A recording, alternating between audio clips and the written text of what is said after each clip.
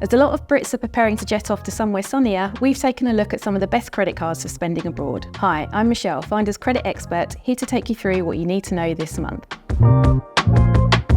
With many people set to go on holiday this summer, we've been tracking the best credit cards to take with you.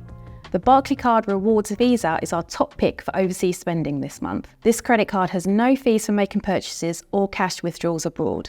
You can also get 0.25% cashback on most of your international spending, which is a nice bonus. Another good feature of this card is that you won't pay any interest on the cash withdrawals you make abroad if you pay off your balance in full when the bill comes through.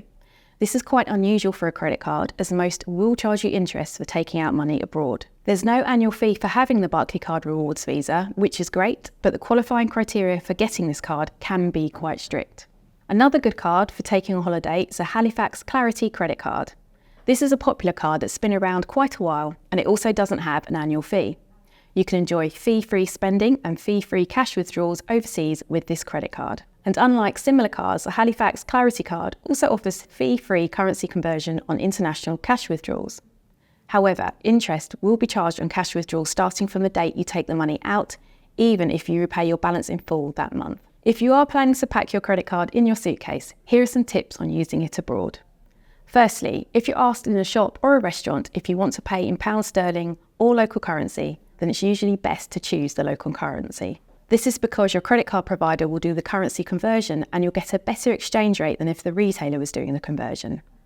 Secondly, if you're planning to use your credit card to draw out cash while you're on holiday, there are a few things to watch out for. Even though your credit card may not charge you for withdrawing cash abroad, the ATM you're using might still charge a fee, so try to look for a free cash point.